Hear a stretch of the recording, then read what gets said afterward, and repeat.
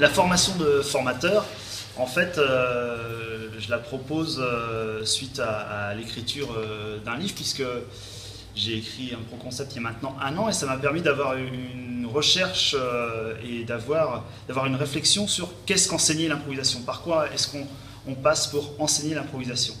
Et je me suis rendu compte aussi que les improvisateurs, enfin du moins les pédagogues en improvisation, ils avaient un peu tous le même fonctionnement pour faire leurs ateliers. Le fonctionnement étant, j'ouvre Internet ou j'ouvre un bouquin avec des répertoires d'exercices et puis je compose ma séance, mais simplement je ne sais même pas comment est construit l'exercice, quelle est l'essence de l'exercice et comment je peux l'investir pleinement. Comment est-ce que moi je peux m'en emparer pour lui donner du sens. Alors, il y a plusieurs façons. Soit effectivement on crée les exercices, soit on va à la source de l'exercice, c'est-à-dire auprès de pédagogues, donc se former auprès de pédagogues reconnus. Et c'est pas évident pour tout le monde d'aller faire des stages, d'aller faire une semaine de stage ou d'aller voir régulièrement les pédagogues. Donc l'autre façon, c'est d'investir un exercice pleinement, c'est-à-dire de créer un exercice. Mais pour ça, on est obligé de se questionner.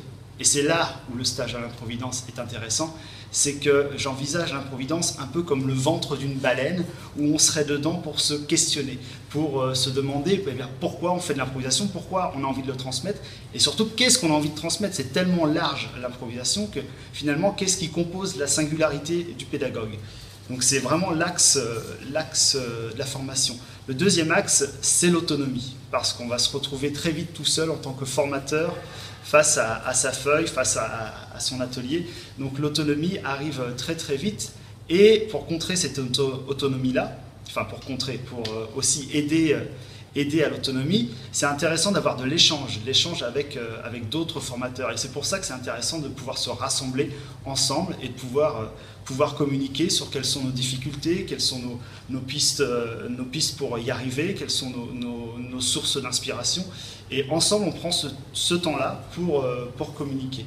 La formation, elle est composée en 2 temps. Donc il y a 2 jours qui sont vraiment très très théoriques, où on se demande pourquoi on fait ça, mais finalement on comprend au bout du 3e jour que toute cette théorie sert à la pratique, sert à cette dernière journée de pratique, puisqu'en dernière journée, on essaye d'ouvrir au maximum tout ce qu'on a fait avec tous ces outils théoriques et d'aller vers une pratique, et puis aussi d'aller vers une réflexion sur ce qu'est l'improvisation pour nous, simplement.